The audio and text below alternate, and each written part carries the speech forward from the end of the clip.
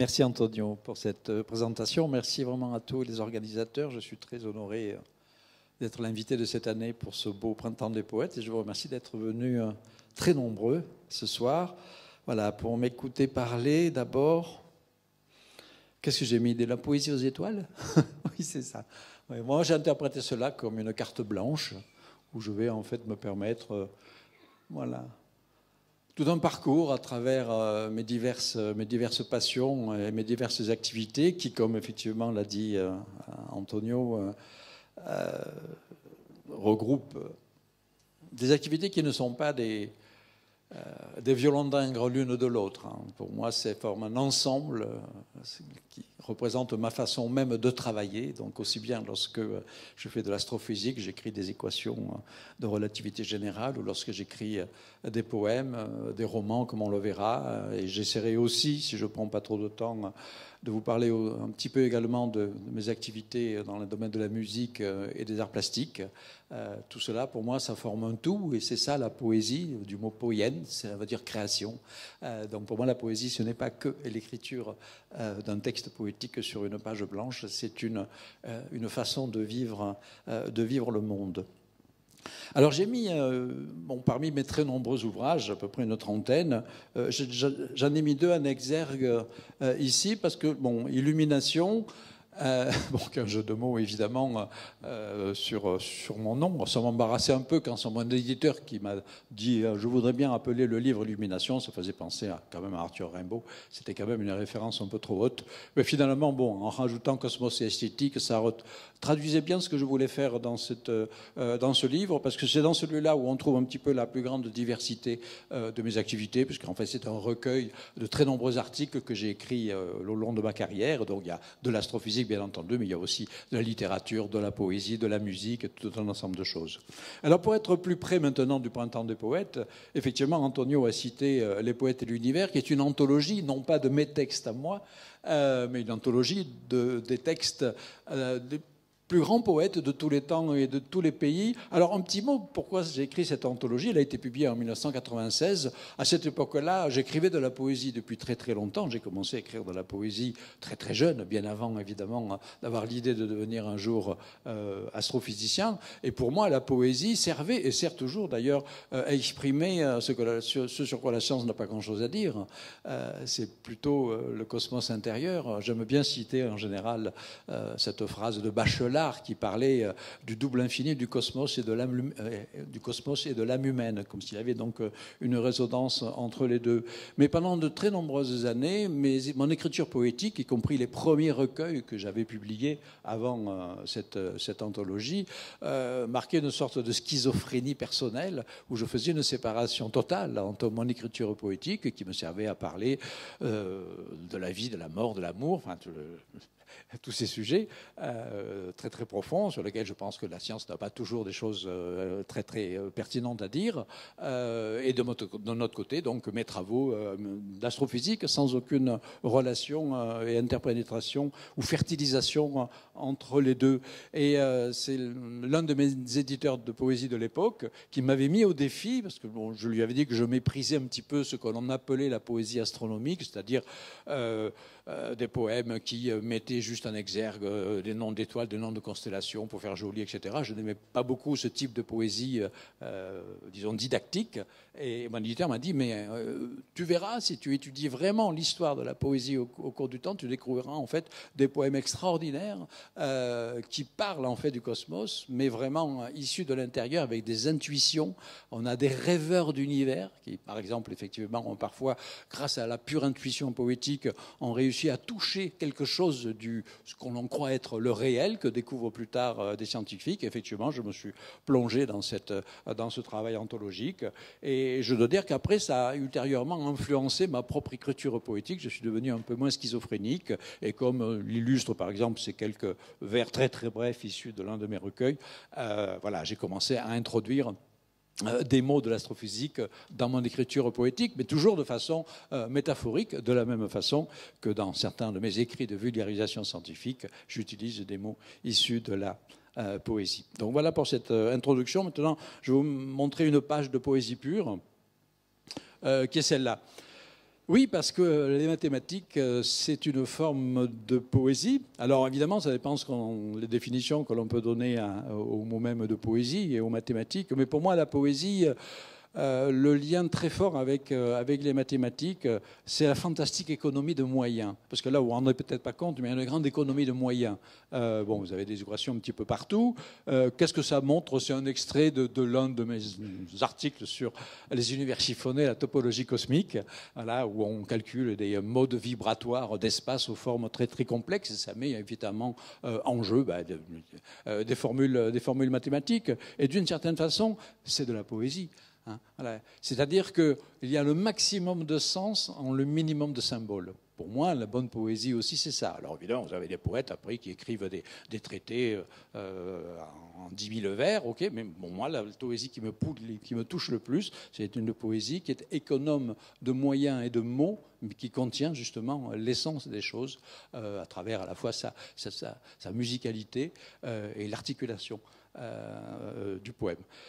Et puis je vous montre ça parce que c'est essentiellement le travail de tous les jours, le travail du physicien théoricien et de l'astrophysicien voilà, que je suis. Donc voilà, je voulais montrer. Et tout simplement parce que vous vous rappelez aussi, parce que je vais beaucoup vous parler d'écriture. Hein. Ben, on écrit quand on est astrophysicien, quand on n'est pas du tout, on n'est pas poète, on n'est pas écrivain, etc. Mais on écrit des articles. On écrit des articles scientifiques, techniques, etc. C'est une forme d'écriture. Et on peut se donner le mal de formuler élégamment les phrases qui lient les équations entre elles. Hein. Alors on peut faire ça de façon très simple. En général, on écrit en anglais, donc on n'est pas forcément très très affûté dans la langue anglaise, mais on peut également s'efforcer d'avoir du style, y compris dans les écrits scientifiques. C'est pas très très répandu, je dois le reconnaître, mais c'est aussi quelque chose que j'ai toujours tenu à faire, c'est de garder une forme de qualité littéraire également, même dans des textes apparemment très très techniques comme celui-là. Bon, alors pour revenir à ce que disait Antonio, oui, voilà, la poésie est présente dans notre perception du monde. Vous reconnaissez évidemment la fameuse fresque de Raphaël, l'école d'Athènes, qui représente l'aréopage de tous les grands penseurs de l'Antiquité. Alors, je ne sais pas si je vais arriver à trouver la flèche. Voilà. Donc ici, vous avez Platon et Aristote, et puis vous avez Épicure, Héraclite, Pythagore, enfin, ils sont tous représentés là. Donc c'est un tableau qui résume en un seul morceau d'espace des tranches temporelles différentes, parce que ces philosophes ont vécu sur plusieurs siècles. Voilà. Et si je montre ça en partie, c'est parce qu'il ne faut pas oublier que c'est l'époque de la naissance de la science, 6e siècle, 5e siècle avant Jésus-Christ, Pythagore, puis Platon, Aristote, et ainsi de suite, Parménide, Héraclite, etc. Et c'est l'époque où le mot cosmos est pour la première fois utilisé pour décrire précisément l'univers physique et matériel, étant entendu que l'étymologie grecque du mot cosmos, ça signifie la beauté, l'ordre et l'équilibre. Et auparavant, il était déjà utilisé par les grands poètes de l'Antiquité antérieurs à ça. Chez Homère, chez Hésiode, on trouve le mot cosmos. Mais quand il parle du cosmos, il parle de la beauté d'un poème, la beauté d'une femme, la beauté d'un guerrier, mais pas du tout la beauté de l'univers. Et c'est justement le grand pari qui préside à la naissance de la science, en tout cas dans le bassin méditerranéen, de dire que l'univers, c'est un cosmos, c'est-à-dire c'est quelque chose d'organisé qui obéit à des lois. Parce que si vous relisez l'Iliade, par exemple, la guerre de Troie, ben vous voyez bien que les hommes qui sont là, les beaux héros magnifiques, Achille, Patrocle, Hector, etc., ce ne sont finalement que des marionnettes qui sont les jouets des divinités tutélaires. Et en fait, ce sont les dieux qui se battent dans le ciel entre eux, et ils ont justement leurs marionnettes humaines pour faire ces combats. Ça veut dire qu'il n'y a aucun libre arbitre, et que l'univers n'est pas régi, que l'univers de cette époque, il est censé être régi par le caprice des dieux. Et donc voilà, c'est le grand projet de la science, c'est de dire non, l'univers n'est pas régi par le caprice des dieux. Peut-être que les dieux existent, d'accord, mais l'univers, il est régi par des lois. Et ces lois sont les lois de la géométrie, des mathématiques, de l'arithmétique. Et à partir de là, on va utiliser le mot cosmos pour commencer à décrire l'univers matériel et physique. C'est le grand départ de la science en Occident. Voilà donc ce rappel, le mot cosmos, ordre, harmonie, beauté, car effectivement, faire de la science, en particulier de la physique et des mathématiques, c'est essayer de retrouver des lois qui gouvernent le cosmos, et les lois sont forcément le reflet d'une forme d'organisation et d'une forme d'ordre. Alors après, je sais bien que les termes de beauté, d'harmonie ont un côté subjectif. Il n'est pas évident de dire que telle équation, telle théorie, elle est belle. Mais en fait, quand on travaille, particulièrement les mathématiciens, on sait qu'il y a quelques équations emblématiques des mathématiques, comme par exemple l'équation de Euler, si je venais, elles sont incontestablement belles. Voilà, même si on ne sait pas ce qu'il y a derrière. Et quand en plus on sait ce qu'elles contiennent, on en revient à ce que j'ai dit tout à l'heure, une économie de mots et de symboles extraordinaires pour dire le maximum des choses. Alors là, c'est là où vraiment il y a l'esthétique de la recherche fondamentale. Bon, j'ai beaucoup de choses à dire, donc je ne vais pas trop m'attarder à l'introduction. Le rapport entre la poésie et la science n'est pas si évident que ça a priori. Parfois, on a tendance à les opposer. Et déjà, Platon lui-même, dans son traité de Phèdre, voilà, écrivait que l'espace qui s'étend au-dessus du ciel n'a pas encore été chanté par aucun des poètes, ne le sera jamais chanté dignement. Voilà. Donc après, je me suis efforcé de montrer, notamment dans cette anthologie, que les grands poètes de tous les pays ont fini par donner tort à Platon en chantant à leur manière, de façon très digne et très belle et très poétique, la grandeur de l'univers. Alors effectivement, par contraste, Mallarmé a écrit aussi cette chose très belle, parmi d'autres évidemment. Baudelaire a aussi écrit des choses splendides à ce sujet-là. À la faveur d'une grande sensibilité, il a compris la corrélation intime entre la poésie et l'univers. Et pour qu'elle fût pure, conçut le dessein de la sortir du rêve et du hasard. Parce que souvent, on associe la poésie à la rêverie un petit peu informelle et hasardeuse, mais pas du tout. La poésie, c'est quelque chose également, l'écriture poétique, c'est quelque chose d'extrêmement structuré. Et là encore, il y a une belle analogie entre la création purement poétique, il y a la création artistique en général, je dirais, et l'élaboration d'une création scientifique. On fait appel certes à l'imaginaire et à l'imagination, mais on y met une structure pour faire émerger quelque chose qui a du sens. Et donc voilà, donc Mallarmé, il juxtapose juste à l'écriture poétique à la conception de l'univers. Bien, alors la beauté du cosmos, ça peut se traduire simplement par des images. Hein. On peut dire que l'univers est beau. Voilà, l'univers est beau lorsqu'on le regarde au télescope, qu'on prend ces splendides photographies. Vous avez tous vu des images comme ça. On les trouve aujourd'hui par centaines et par milliers sur le web. Voilà. Bon, c'est la beauté. On ne peut pas ne pas être touché, enfin difficilement ne pas être touché simplement par la beauté de ces paysages cosmiques. Mais ça, c'est une beauté... elle est là, mais elle est relativement superficielle. C'est encore plus beau lorsque l'on sait ce qu'il y a derrière et ce que ça représente. Une autre forme de beauté, je reviens un petit peu sur ma page d'équation, c'est la beauté purement théorique, c'est la beauté des grandes théories de la physique qui nous permettent justement de comprendre comment fonctionnent les étoiles, pourquoi il y a des trous noirs dans l'univers, et ainsi de suite, pourquoi il y a des particules élémentaires.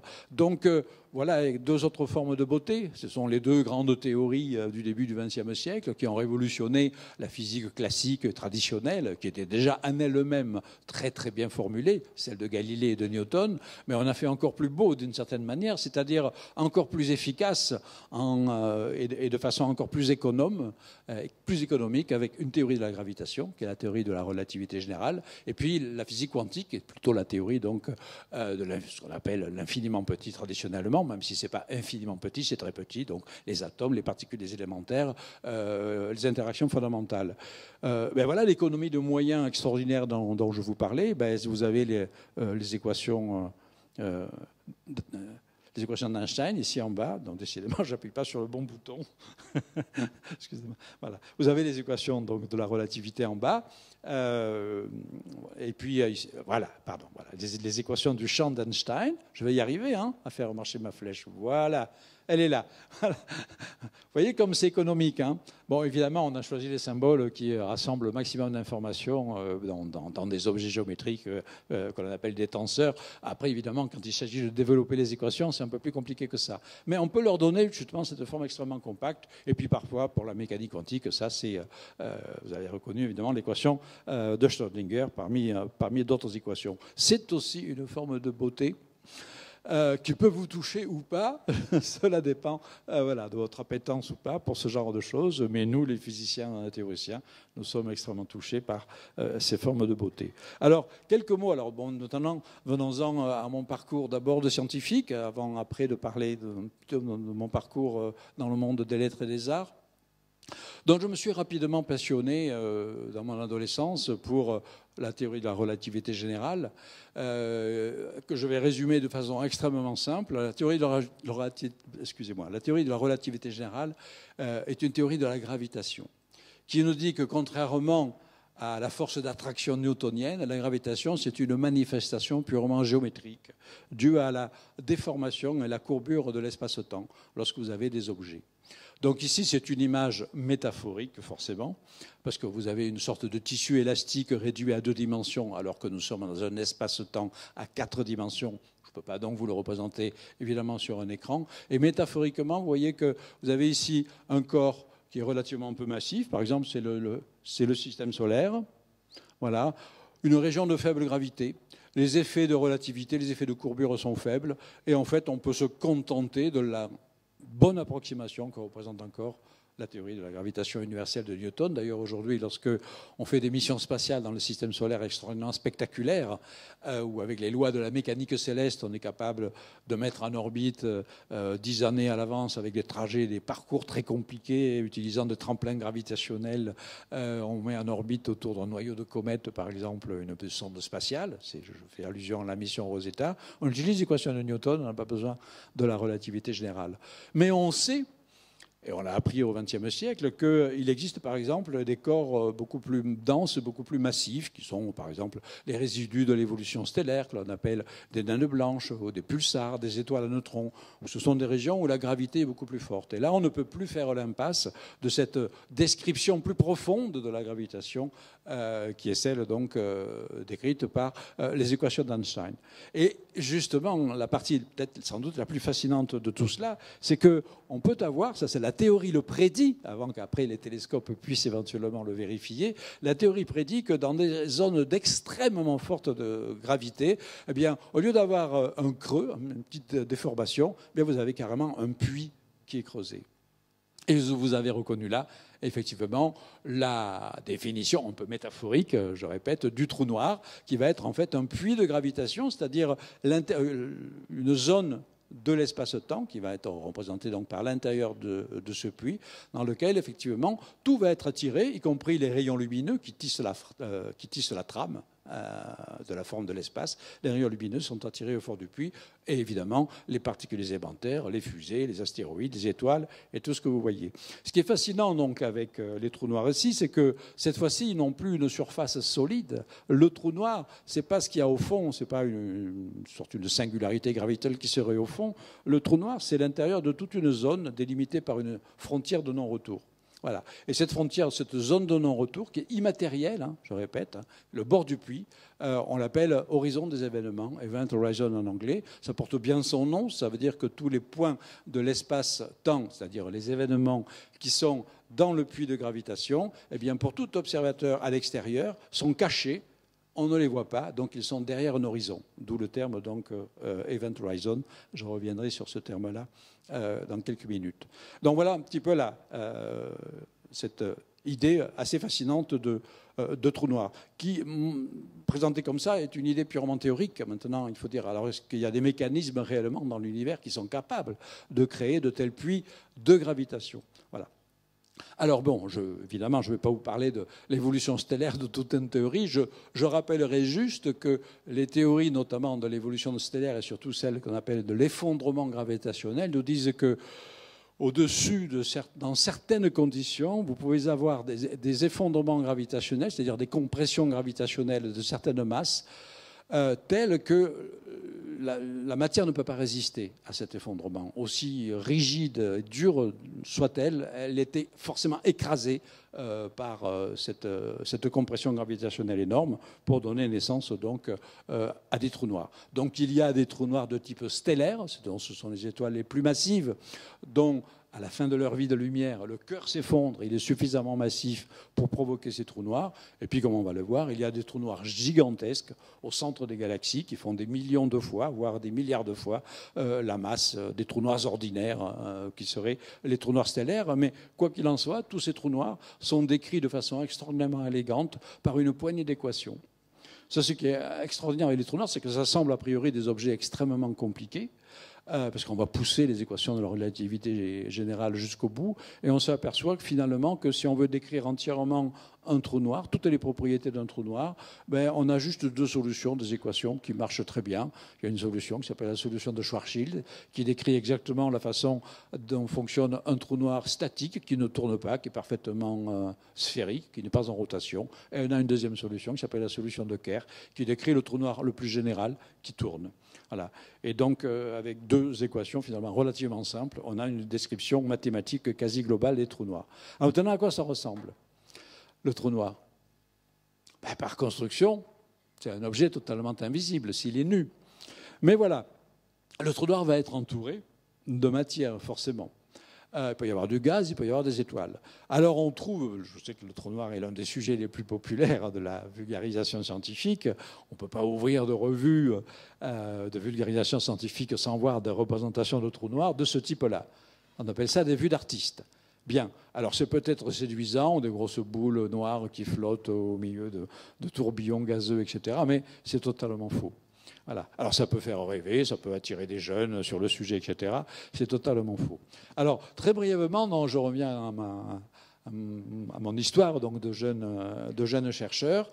Bon, à cette époque, c'était à la fin des années 70, je venais de finir mes études de mathématiques pures à Marseille puis à Montpellier. Et puis, j'avais commencé à lire des choses sur la relativité générale et j'ai eu la chance d'être accueilli dans le laboratoire donc, de l'Observatoire de Paris-Meudon où on traitait précisément de ces problèmes de relativité générale. Mais on parlait de trous noirs, mais on en parlait encore de façon purement théorique parce qu'on n'avait pas encore vraiment d'instruments et de télescopes capables de donner des indices même que ça pouvait exister. Alors justement, baignant dans cet environnement d'astronomes plutôt sceptiques, je me suis dit, mais tiens, ce serait intéressant de faire une vraie simulation numérique. Je vais utiliser les équations de la relativité générale pour calculer à quoi ressemblerait vraiment un trou noir entouré de quelque chose. Alors de quoi? Eh bien, d'une configuration astrophysique plausible qui s'appelle un disque d'accrétion, c'est-à-dire un disque de gaz chaud. Vous connaissez par exemple certaines planètes comme Saturne sont entourées d'anneaux. Bon, c'est pas du gaz, c'est des petits cailloux, mais un trou noir peut être entouré également de quelque chose de plat, mais cette fois-ci c'est du gaz, et du gaz qui est chauffé et qui va émettre un rayonnement. Donc on va se dire finalement c'est pas le trou noir que l'on va voir, mais c'est le rayonnement du disque de gaz qui tourne autour du trou noir et qui progressivement va tomber dans le trou noir. Et il va rayonner d'une certaine manière qui va être une signature indirecte du trou noir. Tout ça, ça se met en équation. Voilà. Et donc, c'est ce que j'ai commencé à faire en 1978, donc il y a 41 ans. Donc, j'ai créé des équations de propagation des rayons lumineux dans l'espace-temps d'un trou noir. Puis, j'ai pris en compte toutes les propriétés physiques que l'on pensait à l'époque, c'est-à-dire c'était des modèles théoriques, des propriétés d'un disque d'accrétion autour d'un trou noir. Et pour aboutir à cette image, qui a été donc la première image d'une simulation numérique, mais en tenant compte réellement de tous les paramètres physiques d'un trou noir, qui a été publié donc, il y a tout juste 40 ans, donc l'image d'un trou noir. Alors, le trou noir, il est là, c'est l'œil noir qui est au centre. Le disque d'accrétion, le disque de gaz, il est là. Alors ne vous étonnez pas de cette forme, ça ne ressemble pas du tout aux anneaux de Saturne, précisément à cause de la distorsion des rayons lumineux. Vous voyez qu'on voit la totalité du disque, il n'y a pas de partie cachée, et pourtant l'angle de vue il est très faible. On est à peine situé au-dessus du plan du disque. Alors normalement, il devrait y avoir une partie du disque, des anneaux, parce que ce sont des anneaux circulaires en fait que vous voyez là, mais ça ne ressemble pas du tout ni à des cercles, ni à des ellipses, à cause justement de la distorsion provoquée par le trou noir. Donc toute la partie arrière reste visible. Et vous voyez même ici un petit halo qui entoure le trou noir lui-même. C'est ça réellement l'horizon des événements. Et ce petit halo de lumière, c'est carrément l'autre côté du disque de gaz. que l'on voit, parce que les rayons lumineux sont tellement déviés et déformés qu'ils nous donnent également une image de l'autre côté. Et une deuxième caractéristique, au-delà de ces effets qu'on appelle donc des effets de lentille gravitationnelle, il y a un deuxième effet essentiel, pardon, décidément je n'appuie pas sur les bonnes touches, c'est cette asymétrie extrême du flux lumineux. C'est beaucoup plus brillant ici que là. Pourquoi? Eh bien parce que le disque de gaz est en rotation très rapide autour du trou noir. Il y a un effet de la physique qui est très connu, qui s'appelle l'effet Doppler, qui vous indique que lorsque vous avez une source de lumière qui se rapproche de vous, donc de l'observateur, eh bien la luminosité que vous en recevez est amplifiée. Et donc, comme autour d'un trou noir, les vitesses sont relativistes, c'est-à-dire proches de la vitesse de la lumière, cet effet est énorme. Ce qui fait que donc, on voit essentiellement la partie la plus brillante, c'est la partie du disque de gaz qui se rapproche de l'observateur, parce que donc ça tourne dans ce sens-là. Bien. Voilà. Alors cette image-là, également pour juste clore cette anecdote un petit peu personnelle, elle vous paraît bizarre, ça ne ressemble pas du tout aux images modernes que l'on voit, très sophistiquées, parce qu'à cette époque-là, nous n'avions pas de logiciel de visualisation. Il y avait un gros ordinateur à l'Observatoire de Paris, on faisait des programmes avec des cartes perforées, il n'y avait pas de système de visualisation, mais j'avais donc des tableaux de chiffres qui me disaient que sur ma plaque photographique virtuelle, je devais avoir en tel endroit, décidément, voilà. En tel endroit de ma plaque, je devais avoir telle intensité lumineuse. Et je me suis dit, ben tiens, je vais mettre un nombre de points proportionnel à l'intensité lumineuse. Mais comment les mettre? Ben, à la main, tout simplement, parce que je n'avais pas d'autre moyen. Alors, je n'ai pas mis du blanc sur du fond noir. J'ai pris d'abord une grande feuille de papier transparent. Et j'ai, comme à l'époque... Vous le verrez tout à l'heure si j'ai le temps d'en parler. Je faisais beaucoup de lithographie et de dessin à l'encre de Chine. Je maîtrisais bien la technique de l'encre de Chine. J'ai tassé à peu près 10 000 points noirs sur ma feuille de papier transparent. Je l'ai porté au labo du CNRS qui a pris le négatif du négatif. C'est devenu le positif. Et on a donc cette image. Voilà, cette image. Alors bon, poésie, quelques années plus tard, à travers la lecture politique, je redécouvre ce texte de Gérard de Nerval, 1854, une époque évidemment où on parle déjà de soleil noir, mais c'est plutôt le soleil noir de la mélancolie, ce n'est pas du tout le soleil noir de l'astrophysique, et pourtant, et c'est ça qui est extraordinaire, l'intuition du poète, en cherchant l'œil de... On ne peut pas trouver de meilleure légende à cette image que j'avais calculée. En cherchant l'œil de Dieu, je l'ai vu que d'orbite, vaste noir et sans fond, de la nuit qu'il habite, rayonne sur le monde et s'épaissit toujours. Et puis après, on dirait qu'on a une description incroyable. Un arc-en-ciel étrange entoure ce puits sombre, seuil de l'ancien chaos dont le néant est l'ombre, spirale engloutissant les mondes et les jours. Parce qu'en plus, le disque d'accrétion, c'est une véritable spirale entrante qui finalement finit par engloutir les mondes, c'est-à-dire la matière, les astres, les étoiles, le gaz et les jours, parce que le temps disparaît également. Voilà. Donc, bon, on va dire que voilà, c'est simplement l'intuition poétique. Bon, alors il faut que j'avance sur cette histoire de trou noir, puisque donc à cette époque-là, j'avais pris beaucoup de plaisir à ça, puis après je suis rapidement passé à d'autres travaux, donc je vais dire quelques mots également, les crêpes stellaires, l'univers chiffonné, et ainsi de suite. Donc cette image, elle a été relativement oubliée pendant quelques années, parce qu'il a fallu attendre beaucoup d'années pour que d'autres chercheurs s'intéressent à ça, avec des moyens informatiques beaucoup plus sophistiqués. Et il se trouve que déjà une trentaine d'années plus tard, je ne travaillais plus du tout sur ce sujet-là, on a commencé à se dire, mais est-ce qu'il y aurait un jour la possibilité d'avoir une résolution suffisante pour voir ce genre de choses? C'est-à-dire il faudrait un télescope absolument gigantesque pour voir ce genre de choses, ou alors en science-fiction, vous prenez un vaisseau spatial, vous partez dans l'espace, comme dans les films interstellaires ou autres, vous passez près d'un trou noir et éventuellement vous en prenez la photo en restant quand même à distance. Franchement, moi, il y a 40 ans, je n'imaginais pas que de mon vivant, on puisse parvenir à... voilà, c'est une réalisation technologique de cet ordre-là. Alors, ce qu'il y a, c'est parce que les trous noirs, dans le monde, la plupart des trous noirs, ils sont petits, ils sont minuscules. Hein. Un trou noir stellaire qui a 10 fois la masse du Soleil, il fait à peine 30 km de taille. Vous le mettez à 6000 années-lumière, c'est impossible, évidemment, de voir quoi que ce soit. Et puis, on a commencé à découvrir, dans les années 90, donc déjà après que j'avais fait ce calcul-là, on a commencé à découvrir qu'au centre des galaxies, il y avait des trous noirs gigantesques, cette fois-ci. La taille d'un trou noir est proportionnelle à sa masse. Donc, si un trou noir de 10 masses solaires, il fait à peine 30 km, un trou noir 1 million de fois plus massif, il est 1 million de fois plus grand, et ainsi de suite. Donc, vous commencez à avoir des trous noirs de taille intrinsèque gigantesque. À commencer par le centre de notre galaxie.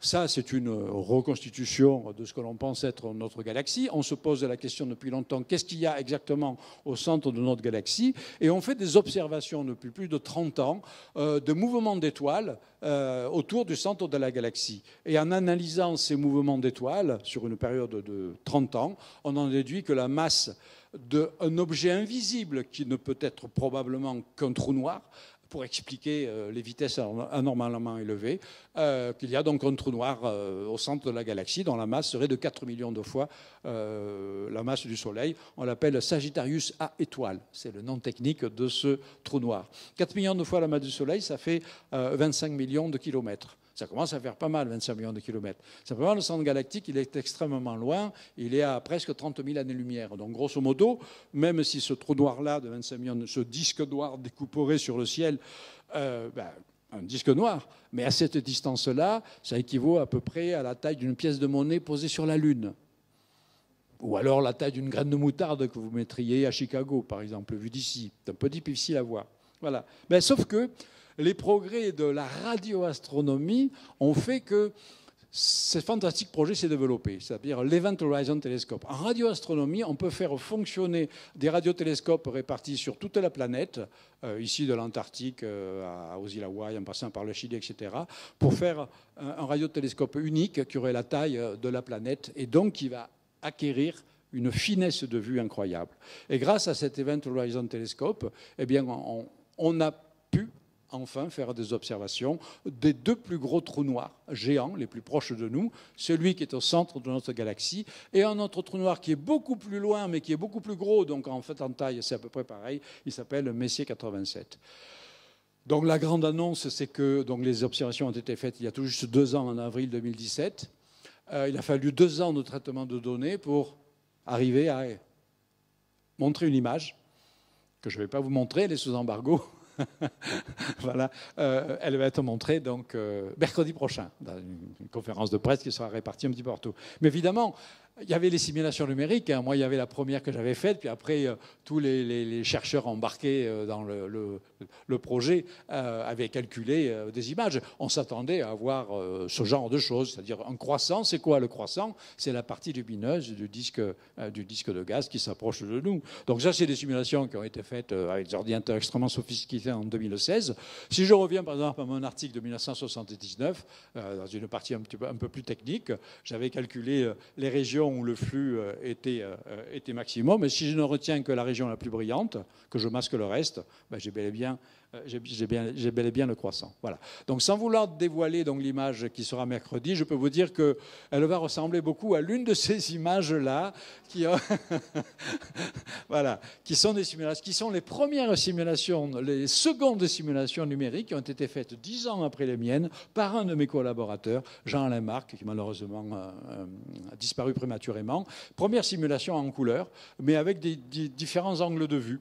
Parce qu'évidemment, la vision du trou noir va dépendre considérablement de l'angle de vue. Selon que vous êtes plutôt dans le plan orbital ou si vous êtes au perpendiculaire, évidemment, les choses... Par exemple, si vous êtes par exemple quasiment perpendiculaire au disque de gaz, eh bien, l'effet Doppler va disparaître pour des raisons de symétrie. En revanche, si vous êtes très incliné, ben, vous retrouvez un petit peu l'image que j'avais calculée à 10 degrés. Voilà. Et donc, je peux vous dire que bon, l'image va ressembler à quelque chose comme ça. Alors, on voit bien. Alors, peut-être pas aussi fine, hein, c'est-à-dire on ne verra pas l'image secondaire que vous voyez. Ça, c'est l'image première du disque de gaz, puis ça, le petit halo qui entoure, hein, le halo à la Gérard de Nerval, hein, cet arc-en-ciel étrange qui entoure ce puits sombre. Pour l'instant, le Event Horizon Telescope ne peut pas voir ce petit halo. Voilà. Mais c'est déjà pas mal. Hein. Donc, des nouvelles quand même très étonnantes et très excitantes et qui revêtent aussi une forme de poésie quand on regarde ces images-là. Une fois que j'ai calculé ces images, c'est un petit travail hein, qui m'a pris simplement quelques mois. Hein, voilà. Après, je suis passé à autre chose, mais toujours à m'intéresser au trou noir. Alors, c'est là où le rôle de la métaphore, j'aime bien utiliser des mots métaphoriques pour décrire des processus physiques compliqués. Donc, j'ai travaillé sur un processus qui, à l'époque non plus, n'était pas du tout observable, mais qui était physiquement possible. C'était la destruction d'une étoile qui va passer près d'un trou noir. Donc on met ça à nouveau en équation. On définit qu'autour d'un trou noir géant au centre d'une galaxie, par exemple, on a une zone qu'on appelle le rayon de marée, dans laquelle l'espace est tellement déformé par les forces de gravitation gigantesques que tout objet qui pénètre va être déformé. Et donc si une étoile passe dans cette région-là, elle va être étirée, écrasée dans certaines directions, aplatie dans d'autres, simplement parce que c'est l'espace qui contient l'étoile, qui est étiré et déformé. Donc j'avais mis ça en équation et j'avais donc calculé avec mes collaborateurs de l'époque, comme notamment Brandon Carter et quelques autres, que pendant quelques heures de traversée, alors en fait j'avais une animation, mais malheureusement elle ne fonctionne pas sur l'ordinateur, mais c'est pas grave, l'étoile est essentiellement en quelques heures aplatie dans le plan de son orbite. Aplatie, aplatie, aplatie, ça devient une crêpe. Un peu allongée, hein, certes, mais une crêpe gazeuse, évidemment, elle n'est pas très comestible. Et puis, à mesure que c'est aplati, ça ne peut pas être indéfiniment aplati à un moment où la pression de l'étoile monte tellement que ça finit par réagir, la température monte, vous avez des réactions thermonucléaires qui se déclenchent, vous avez une bombe, et vous avez donc une flambée de rayonnement extraordinaire qui va sortir donc de la destruction de cette étoile par les forces de marée gigantesques du trou noir.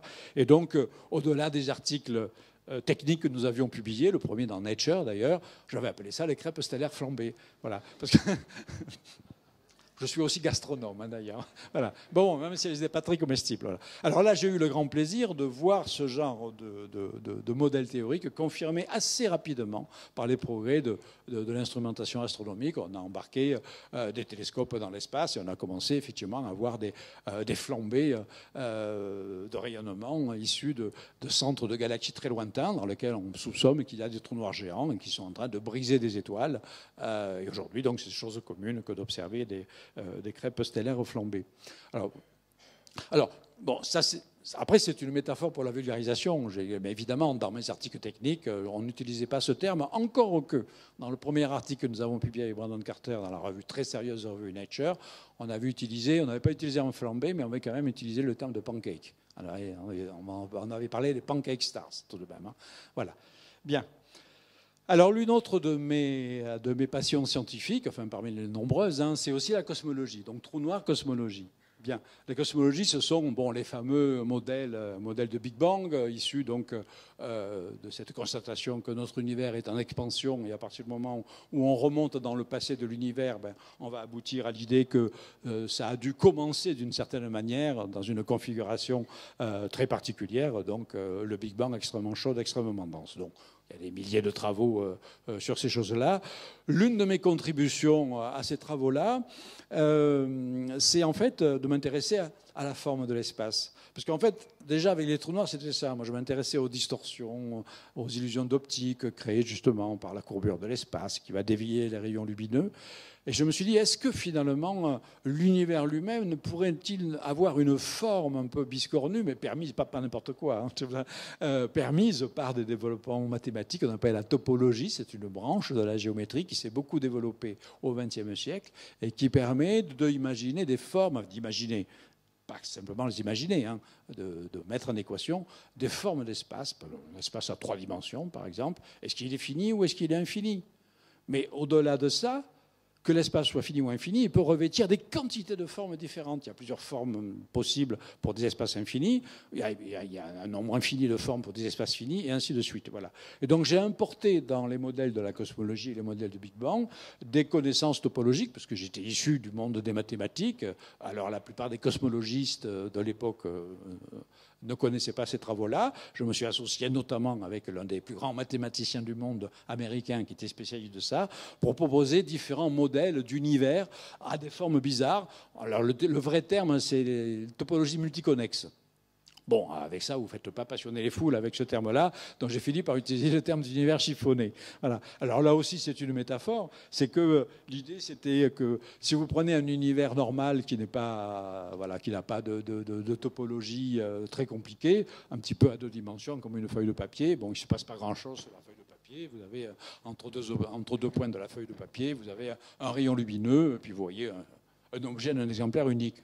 Et puis la topologie vous dit que vous allez faire des univers fermés, finis sur eux-mêmes, mais vous allez supprimer les bords et vous pouvez faire des formes très compliquées jusqu'à chiffonner votre feuille. Et lorsque vous avez chiffonné votre feuille de papier, entre 2 points de la feuille, vous avez plein de parcours différents de rayons lumineux et vous avez créé une illusion d'optique extraordinaire qui va démultiplier les images des sources célestes. Et donc, on a fait à nouveau, pendant 10 ans, avec mes collaborateurs, on a publié une série de papiers mathématiques.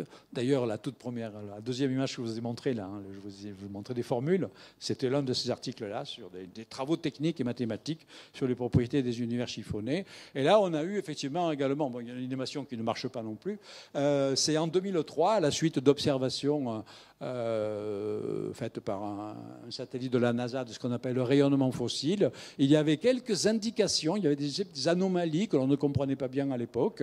Et on a fait une proposition avec mes collègues qui a fait la une de la revue Nature à l'époque, c'était donc en 2003, où on a proposé une forme particulière pour l'univers qu'on appelle l'espace sphérique dodécaédrique de Poincaré. Donc espace chiffonné, si vous voulez, chiffonné d'une certaine manière.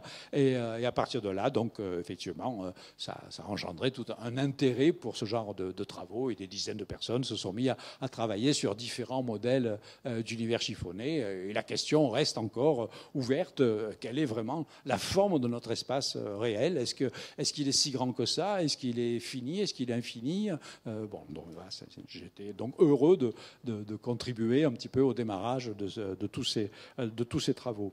Et pour finir sur mon parcours scientifique, maintenant je m'intéresse, ici vous avez ce que l'on appelle le modèle standard du Big Bang, qui vous raconte de façon très très succincte l'évolution de l'univers à partir de cette chose encore mystérieuse qui serait le Big Bang, qui n'est évidemment pas un point infinitésimal. Ça veut dire qu'il faut injecter de la physique quantique pour essayer de comprendre cela.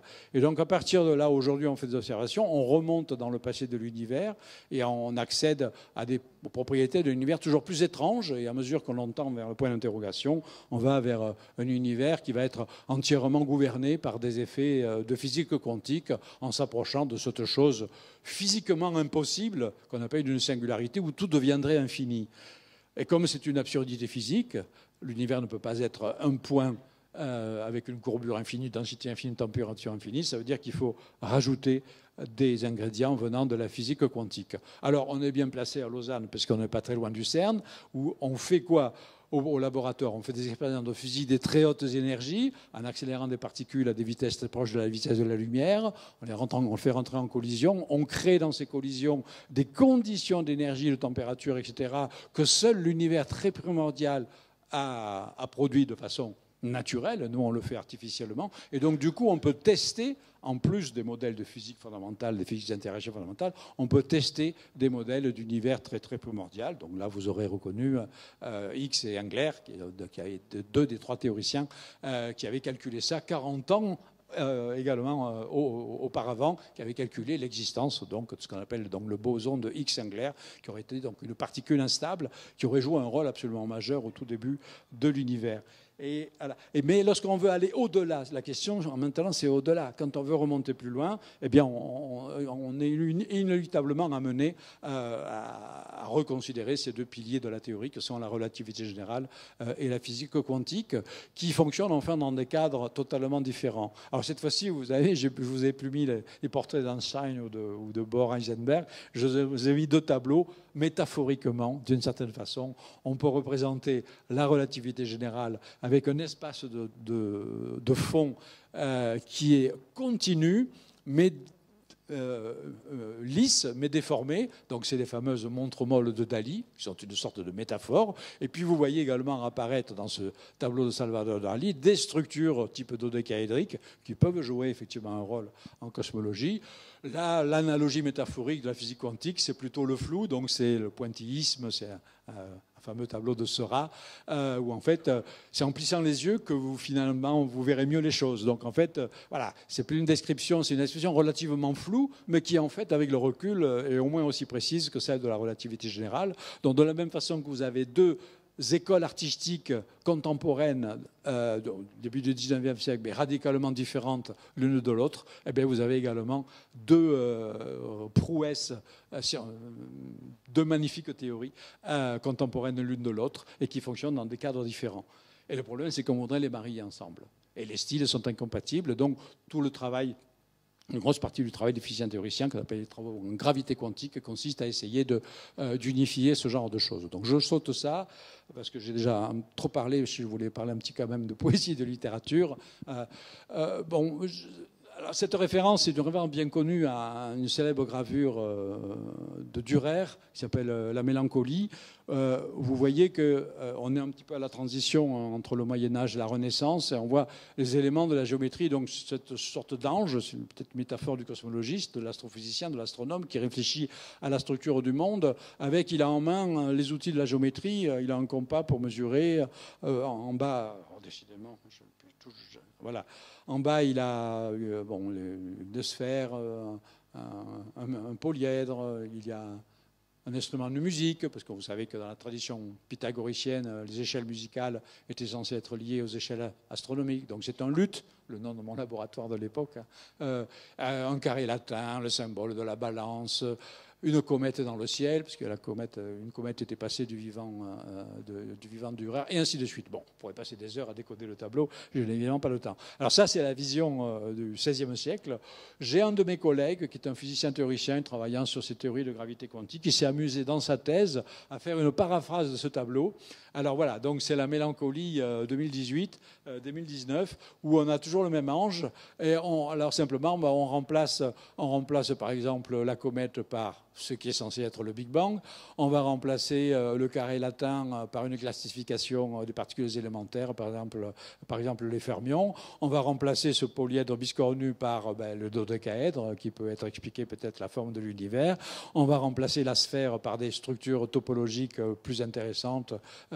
On va remplacer le chien par le chat, et vous devinerez qu'il s'agisse du chat de Schrödinger, symbole dans la mécanique quantique, et ainsi de suite. Et on a remplacé le luth avec le trou du luth par cette représentation du puits gravitationnel creusé par un trou noir, et ainsi de suite. Bon, voilà cette métaphore. J'arrête là mon parcours scientifique. Donc, au-delà de ça, brièvement, simplement, j'ai écrit pas mal effectivement de livres de culture scientifique sur tous ces sujets qui m'ont passionné. Non seulement les sujets sur lesquels j'ai travaillé, le Big Bang, l'univers chiffonné, les trous noirs, etc., mais également sur d'autres sujets sur lesquels je n'ai pas travaillé techniquement, mais j'ai voulu effectivement embrasser un petit peu tous les sujets de l'astronomie à travers des ouvrages, tous destinés au grand public. Certains sont magnifiquement illustrés, comme les deux du haut, la Éclipse et Figure du ciel. Donc voilà, en tout, j'en ai publié à peu près une quinzaine, et j'en ai encore 4 ou 5 sur le feu. Voilà. Bien. Alors, donc, j'ai la passion pour l'écriture. Vous l'avez compris, et pas seulement l'écriture scientifique. À une certaine époque, également, je commençais à me passionner pour l'histoire des sciences. Alors, je veux dire, quand j'ai commencé à faire de la recherche, j'étais totalement ignorant en histoire des sciences, parce qu'il n'y avait aucun enseignement d'histoire des sciences, etc. Donc, c'est un autodidacte que j'ai commencé à lire un petit peu d'histoire des sciences. J'ai découvert ça en lisant, je faisais un trekking en Islande pendant 3 semaines, là, le soir dans la tente. J'étais tellement fatigué, la seule chose à faire, c'était d'emporter un bouquin. J'avais apporté un livre d'Arthur Kestler qui s'appelle Somnambule. Si vous ne connaissez pas ce livre, précipitez-vous dessus. C'est extraordinaire. Il raconte la façon dont les grands penseurs de Pythagore jusqu'à Galilée, décidément, de Pythagore jusqu'à Galilée, ont fonctionné un petit peu comme des somnambules, c'est-à-dire une sorte de rêve éveillé dans lequel ils ont finalement révolutionné notre vision du monde. Et du coup, ça m'a passionné pour cette histoire des sciences et la façon dont les grands penseurs, les Copernic, les Kepler, les Galilée, les Newton, on connaît les noms, on connaît éventuellement, quand on est physicien, un petit peu leur œuvre, leurs équations, mais comment ils ont vécu. Et ce qui m'a intéressé, c'est ça. C'est des êtres de chair et de sang qui étaient en plus dans une société extrêmement compliquée. Ils avaient des idées révolutionnaires sur la science, mais il fallait arriver à les imposer face à toutes les oppositions scientifiques, les oppositions religieuses, philosophiques, politiques, tout un ensemble de choses. Donc c'est ce qui m'a passionné dans cette affaire-là. Et donc j'ai fini, au bout d'une douzaine d'années, de publier donc toute une série de 7 romans d'histoire des sciences. Donc ce sont des romans, c'est-à-dire ça prend la forme du roman, mais évidemment très très documenté sur le plan de ce qui s'est réellement passé, mais avec évidemment un petit peu d'invention. Voilà. Alors là, je les ai replacés non pas par ordre d'écriture, parce qu'en fait j'avais commencé à écrire. J'avais commencé par le dernier là. Le rendez-vous de Vénus, qui se passe au siècle des Lumières pour observer des passages de Vénus devant le Soleil pour mesurer pour la première fois la distance Terre-Soleil.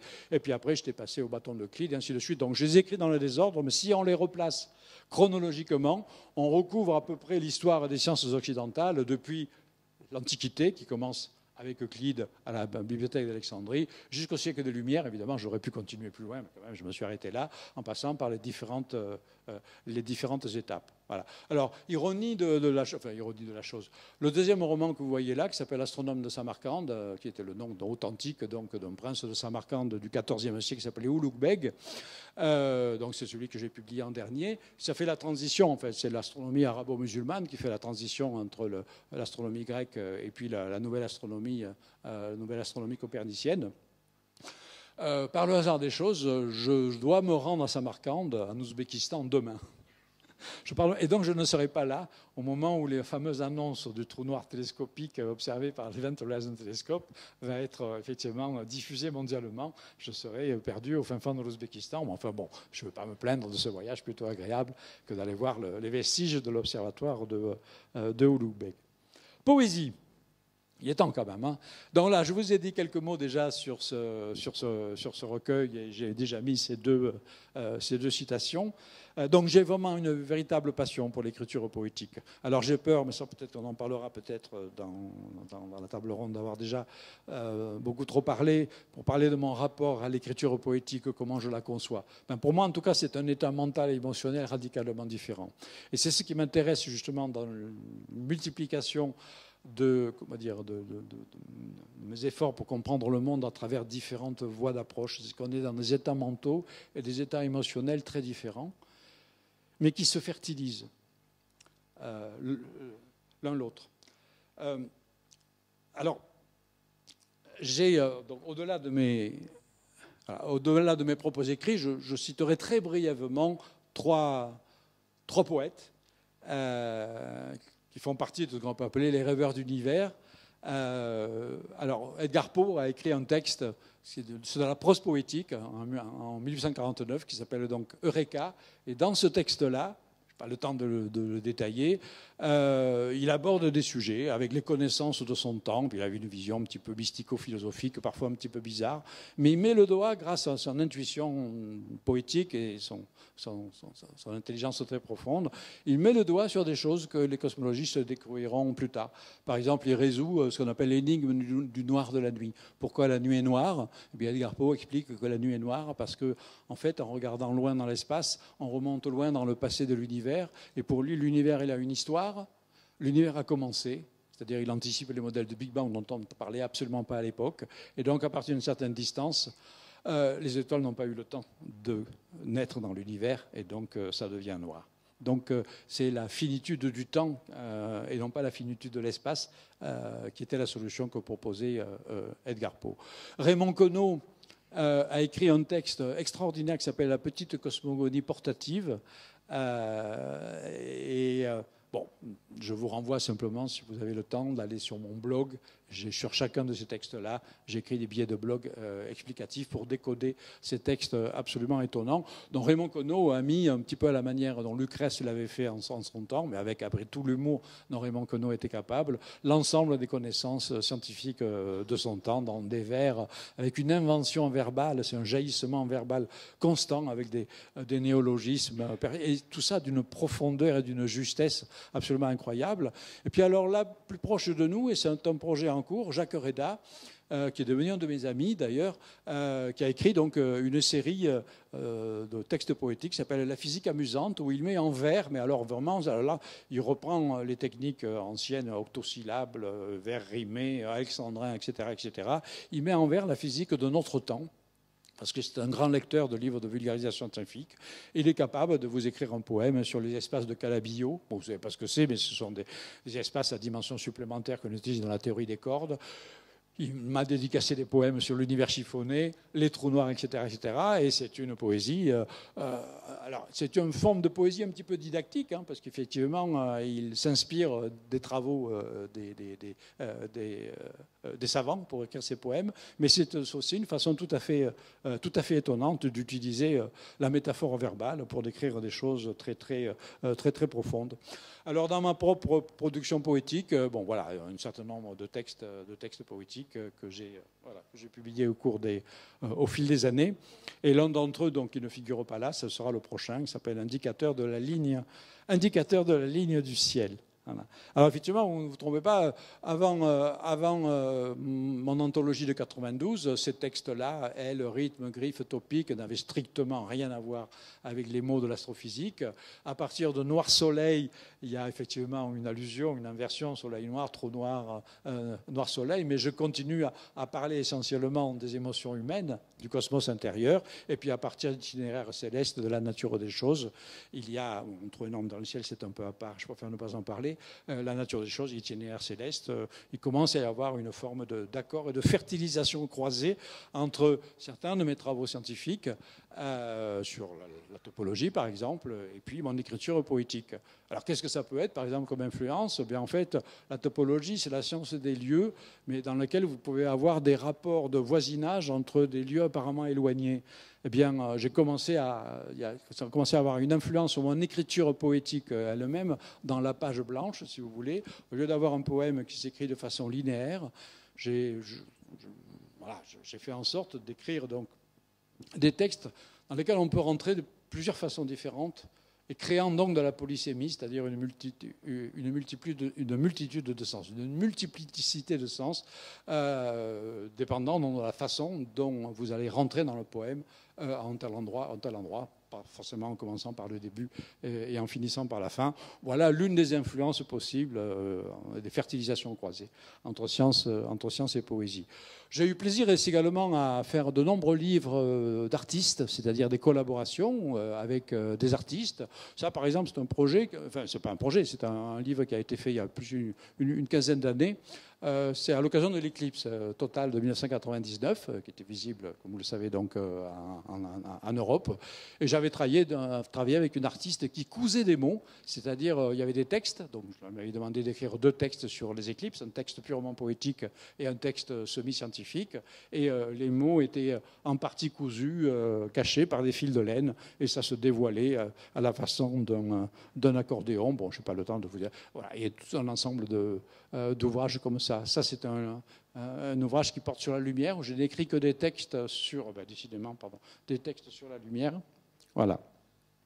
Mais qui ne peut être vu qu'en filigrane, grâce à un tissu, une façon d'imprimer extrêmement spéciale. En fait, la page est totalement blanche, on ne lit rien, et ce que dans une technique d'illumination que l'on peut faire jaillir la lumière du noir. Encore des métaphores, évidemment, avec les trous noirs.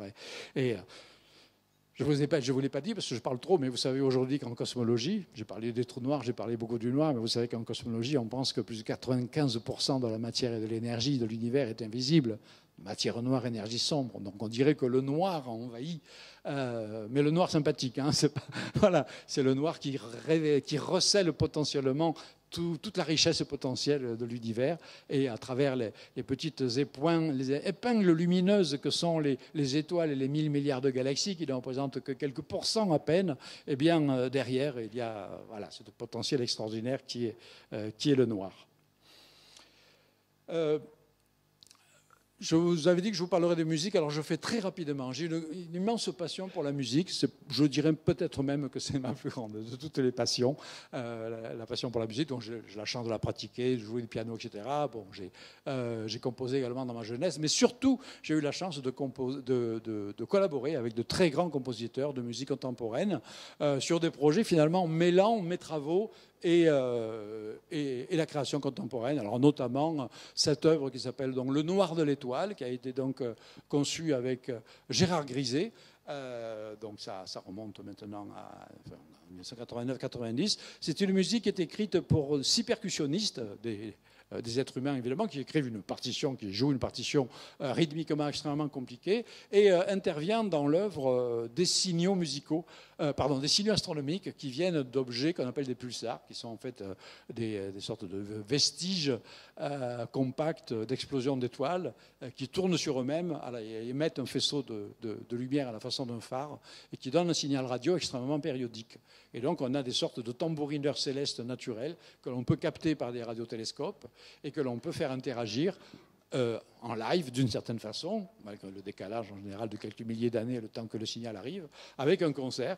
Et comme ça, on met ensemble le temps des hommes et le temps des astres, qui normalement sont des temps apparemment incommensurable. Donc voilà, donc c'était cette idée. Voilà, et donc dans la collaboration, j'ai notamment un texte de présentation et toute la structure. Et beaucoup plus récemment, c'est-à-dire l'année dernière, avec un autre très très grand compositeur qui s'appelle Hector Parra, donc nous avons conçu une œuvre pour grand orchestre, plus 16 solistes et une électronique, qui représente en fait un voyage dans un trou noir, un voyage métaphorique, un voyage acoustique dans un trou noir, où le compositeur, Hector Parra, absolument génial, il faut absolument écouter ça sur YouTube, voilà, a transformé à sa façon, c'est-à-dire un véritable créateur artistique, a interprété tous les phénomènes que l'on pourrait ressentir en s'approchant progressivement d'un trou noir. Donc on commence à avoir des distorsions de l'espace-temps, des ondes électromagnétiques transformées en ondes acoustiques, des ondes gravitationnelles. Après, on plonge dans le trou noir avec des distorsions gigantesques et éventuellement, on ressort à travers un trou de verre dans un autre univers à forme dodécaédrique. Et il avait même réussi donc à transposer cette idée dodécaédrique de façon musicale. Voilà. Bon, je vois que j'ai trop largement dépassé ça. Je finirai donc très rapidement, simplement par également quelques activités artistiques que j'ai eues. Je vous dis, pour moi, la poésie, c'est essayer d'avoir un petit peu un ensemble de formes créatrices différentes pour avoir des différents modes de perception de l'univers. Donc, je vous le disais, dans les années 80, j'ai pratiqué beaucoup l'encre de Chine, la lithographie, etc. Donc, c'était moins compliqué pour moi de tracer les 10 000 points de mon image de trou noir que de faire ce genre de schéma qui représente d'une certaine façon métaphorique, là, oui, des trous noirs avec les effets de la physique quantique. Il y a des illusions d'optique, vous ne le rendez pas compte, je n'ai pas le temps de vous les expliquer, mais vous avez l'impression que le damier, il est incurvé sous le poids de ça, alors qu'en fait, quand vous regardez bien, tout est parfaitement rectiligne. Voilà, c'est simplement parce que j'ai introduit des points de fuite en dehors de la ligne d'horizon, là où il ne devrait pas être. Et donc, en violant un petit peu les lois de la perspective, on crée des illusions d'optique qui donnent cette illusion d'un espace-temps courbé. Et plus récemment, rassurez-vous, je vais finir là-dessus, j'ai fait ce qu'on appelle des cosmosaïques en réfléchissant sur le concept de symétrie. Voilà. Alors la symétrie, c'est quelque chose de fascinant. On a besoin absolument de la symétrie dans les équations de la physique parce que, au premier abord, la symétrie simplifie les choses. Que vous avez des symétries. Alors les poètes comme Edgar Poe disaient que carrément la symétrie c'était le plus sublime des poèmes. Oui, d'accord, mais ce qui est encore plus sublime, c'est ce qu'on appelle la brisure de symétrie. C'est-à-dire, ce n'est pas la symétrie exacte, mais juste, vous la brisez légèrement, et cette brisure de symétrie va donner du mouvement, va donner de la dynamique, et ça va donner... Prenez simplement un visage humain. Un très beau visage. S'il est parfaitement symétrique, quelque part, finalement, il va finir par être un petit harmonieux. Les plus beaux visages sont légèrement asymétriques. Bon, voilà. C'est pareil pour la physique. Les brisures de symétrie engendrent la dynamique. J'en veux pour preuve, en cosmologie, on pense qu'aujourd'hui, l'univers d'aujourd'hui, il est issu à partir d'un univers primordial où tout était symétrique, d'une série de brisures de symétrie qui ont fini par engendrer les quatre interactions fondamentales dont nous nous trouvons aujourd'hui. Encore plus extraordinaire, c'est une brisure de symétrie de ce qu'on appelle le vide quantique. Le vide quantique est en train aujourd'hui de jouer un rôle absolument primordial dans les théories qu'on essaie d'élaborer sur la gravitation quantique.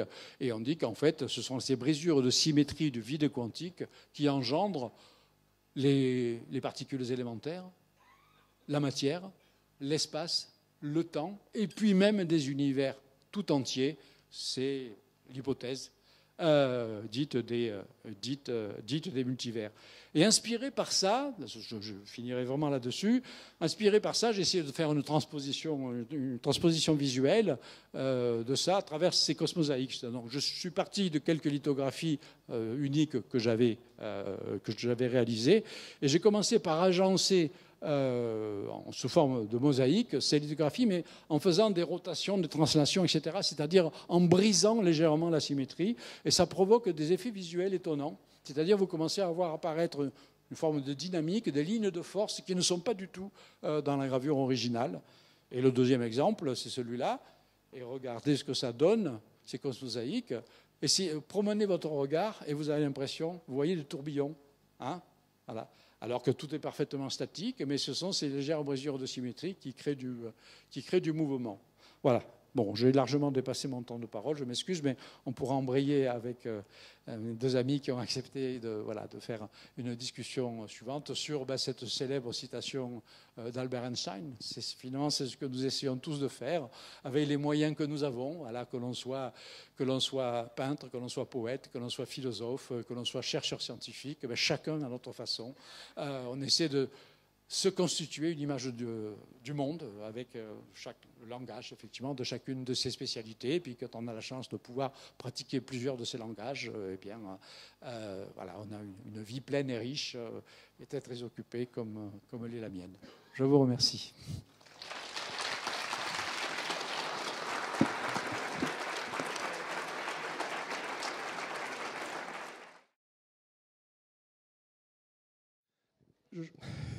Je vais donner quelques petites remarques. En fait, je n'ai pas immédiatement des questions directes à mon collègue Jean-Pierre Luminet. Je pourrais demander à Madame Grandval de lancer une petite présentation PowerPoint. Ne vous en faites pas, j'en ai pas pour 1 heure, loin de là. J'aimerais souligner en fait que la poésie n'est pas qu'écriture. Elle est un état d'esprit avant tout et elle est percevable partout dans la nature, je trouve. Dans la science, les équations dont parlait Jean-Pierre Luminet, il vous a montré cette page d'équations.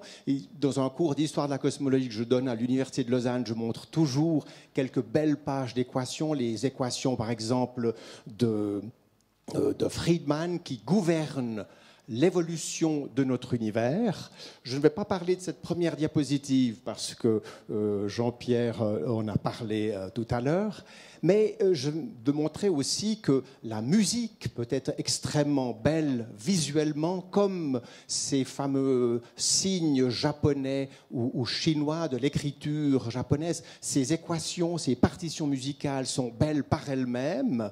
Et c'est comme nos écritures, la poésie, il faut connaître les équations pour les comprendre, il faut connaître la musique pour l'entendre, et il faut également connaître l'alphabet pour arriver à comprendre la poésie qui est écrite.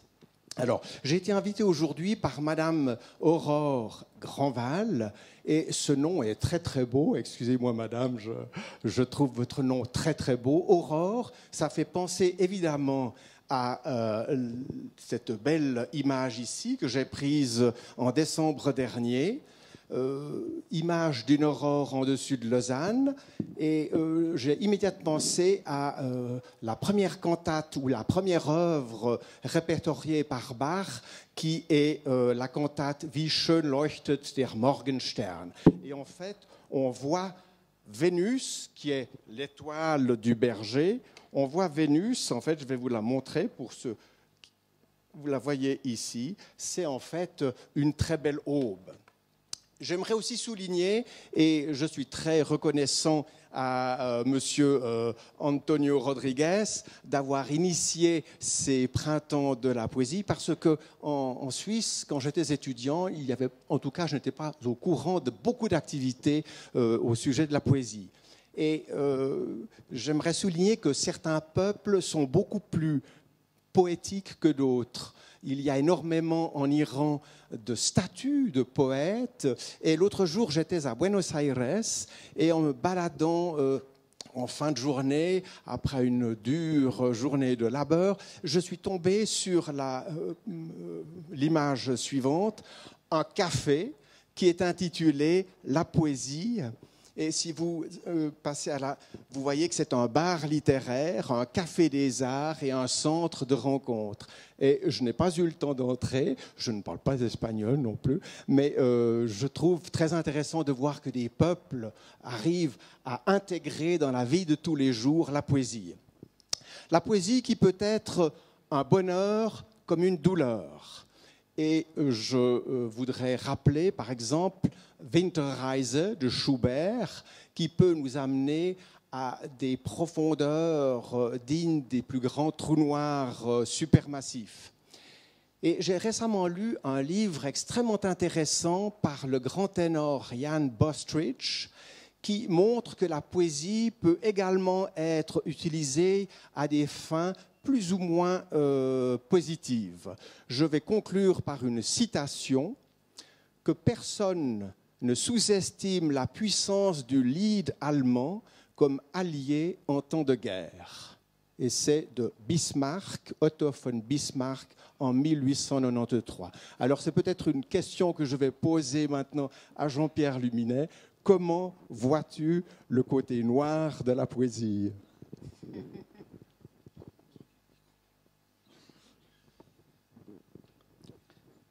Oui, il y a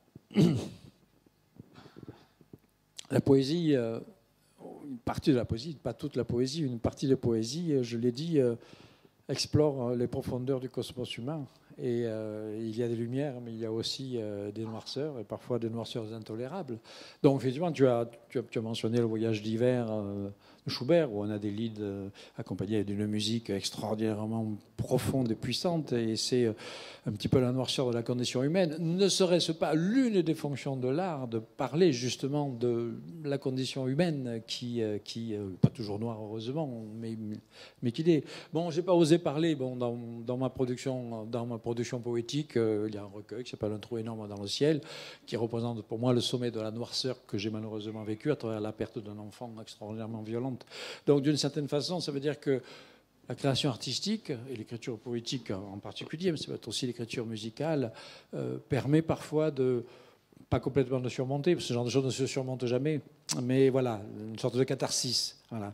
Par exemple, Mahler, il a écrit les Kindertotenlieder également, des leaders absolument extraordinaires à la suite de la mort de ses enfants. Et il y a plein d'exemples, effectivement, dans l'histoire de la création, où il y a effectivement ce désespoir humain qui se traduit par des œuvres d'art. Alors pour être moins noir aussi, je suis ravi, je vais rebondir également sur l'image que tu as montrée de Vénus et Aurore, ce si beau nom d'Aurore, le lever du jour, etc.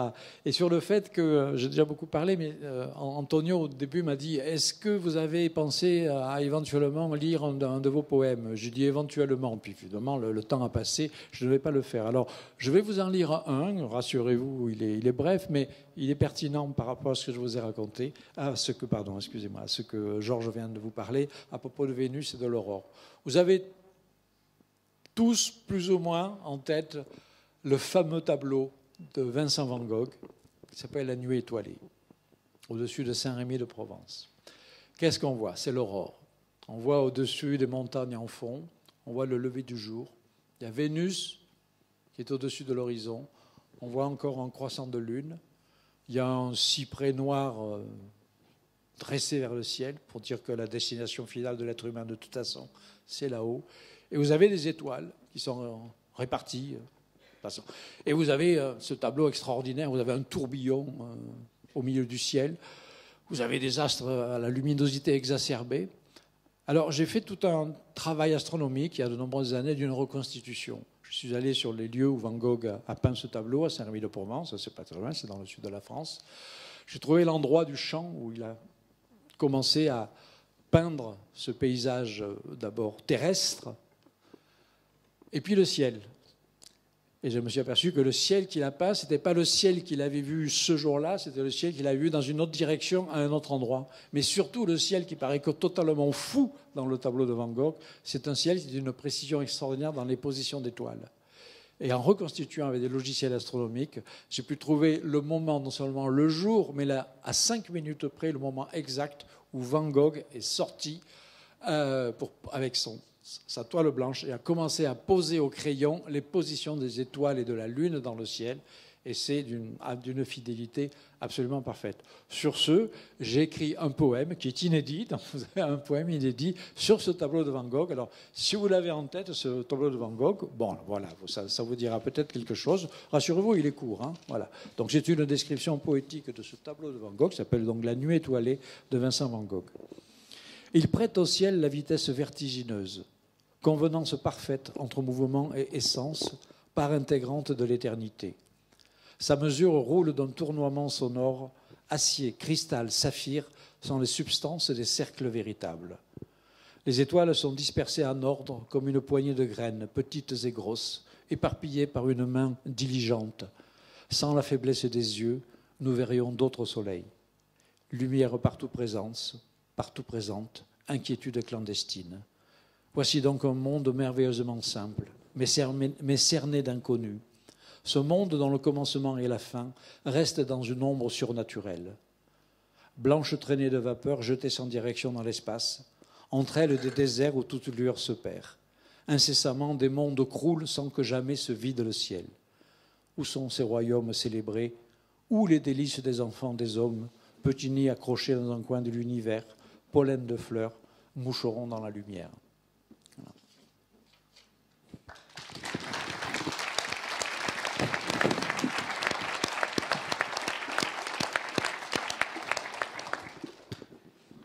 Voilà, je pense que je vais prendre le relais, non pas pour parler de votre poème, mais déjà pour vous remercier pour la conférence de tout à l'heure. Remercier aussi le Printemps et Antonio en particulier pour l'invitation. Donc, comme vous avez pu le comprendre, moi je viens plutôt du côté de la science-fiction que vous avez évoqué rapidement dans votre présentation, donc je vais rebondir un peu là-dessus. Mais je vais peut-être commencer, non pas avec des slides, mais juste à préciser quelque chose qui permettra de mieux comprendre ma question. C'est la partie de la métaphore qui m'intéresse le plus, parce que pendant longtemps, la science-fiction a été perçue...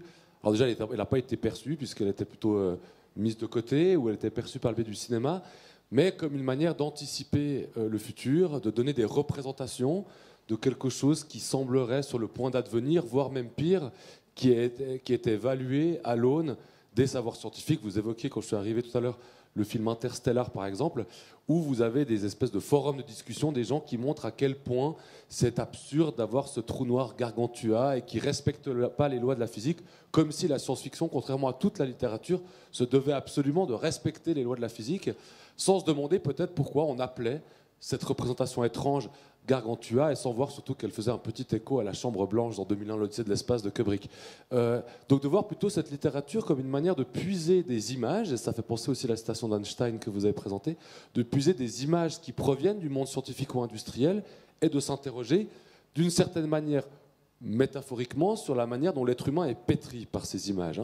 Il y a beaucoup de ces images de la science-fiction qui sont devenues aujourd'hui des évaluations à l'aune du réel, le robot, les extraterrestres, etc., alors qu'elles sont évoquées au départ pour évoquer ce qu'est devenu l'humain dans un monde industriel ou dans un monde impérialiste, par exemple chez Wells pour les extraterrestres. Donc ma question, ma première intervention par rapport à ça, c'est de me demander, dans la présentation, vous avez beaucoup parlé de la manière dont la poésie que vous faites ou d'autres disons, éléments que vous avez montrés s'inspirent soit du cosmos, la contemplation du cosmos, soit même des choses plus récentes dans la manière de décrire des objets comme le trou noir. Et je m'interrogeais sur le fait, est-ce que la poésie peut apporter quelque chose aux études cosmologiques? Alors, c'est pas une question sur la science-fiction, finalement. On commence par ça. Alors, si les poètes peuvent s'inspirer des travaux des scientifiques ou des savants, comme on le disait dans le temps, pour leur propre inspiration, malheureusement, l'inverse est assez rare. Si je prends par exemple le cas d'Edgar Poe, que j'ai cité, qui résout, mais réellement, il résout l'énigme du Nord de la nuit, il faudra mettre 60 ans pour s'en apercevoir. Donc, aucune influence. Voilà. Donc, on peut avoir des scientifiques qui lisent de la poésie, mais ils vont pas. Je ne pense pas que ça apporte réellement.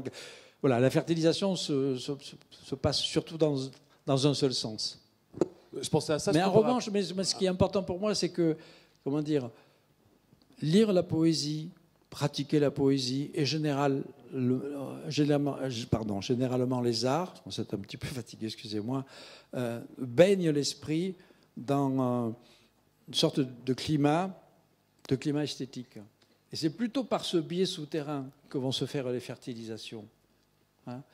Par exemple, on dit souvent que la musique est un art qui est particulièrement pratiqué chez les mathématiciens, les physiciens théoriciens. Voilà.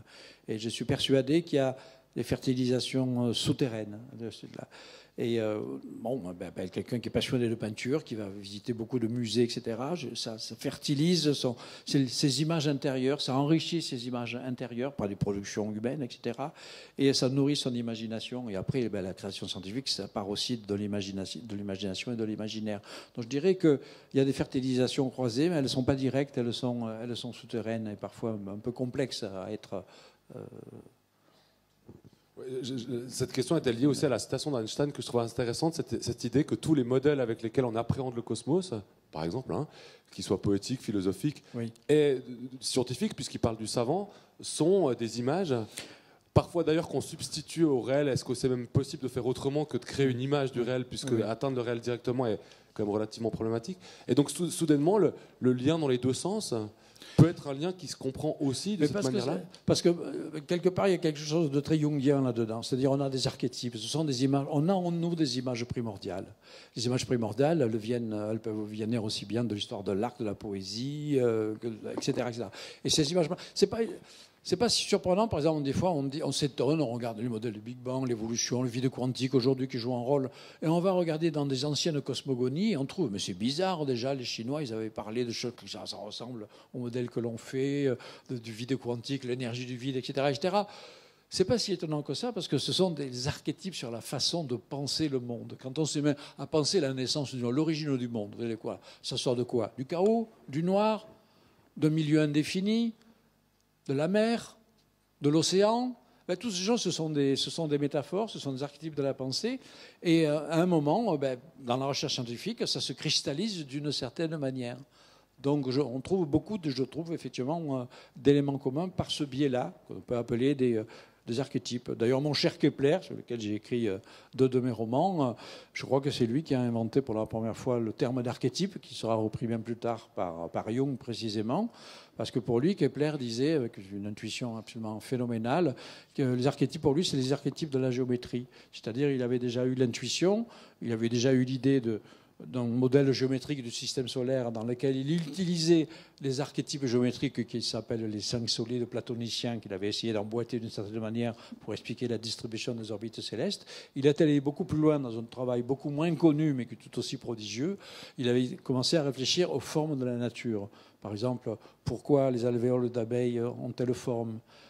Pourquoi les pépins de grenade ont telle forme? Il a écrit un petit traité qui s'appelle La neige sexangulaire, extraordinaire, où il a l'intuition 3 siècles avant qu'en fait, il y a des formes géométriques qui minimisent les interactions, enfin qui optimisent les interactions avec l'environnement. Et cette optimisation se fait à travers des formes géométriques très précises. Et donc Kepler écrit très précisément, il y a des archétypes de la géométrie à partir desquels tout se construit, depuis le tout petit jusqu'au plus grand. Je ne sais pas si tu veux...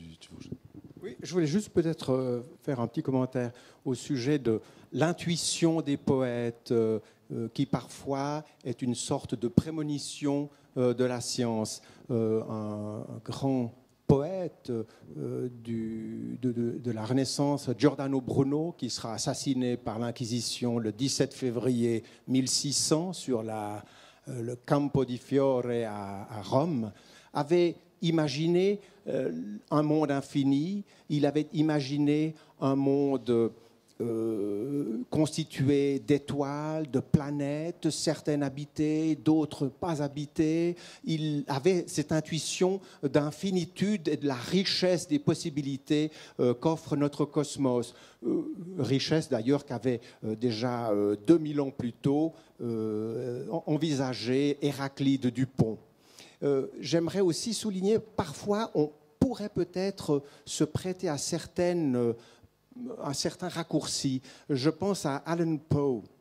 En fait, dans son fameux Eureka, qui a été traduit d'ailleurs très très bellement par Baudelaire en français, dans son poème Eureka, où il parle de façon extrêmement étonnante de l'univers, il a le mot, par exemple, de répulsion, et certains ont pensé qu'il avait envisagé l'énergie sombre et son caractère répulsif qui allait engendrer l'accélération de l'expansion de notre univers.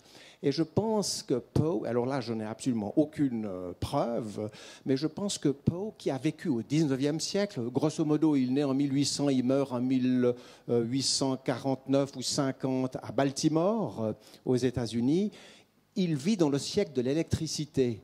Et je pense que quand il parle de répulsion, il fait plus il associe plus aux connaissances qu'il a, très récentes d'ailleurs, de ce siècle de l'électricité qu'est le 19e siècle, et des forces répulsives que peut avoir deux aimants quand on les confronte, deux pôles de la même polarité. J'abonde absolument dans ton sens. Il y a on peut aller jusqu'à un certain délire d'interprétation.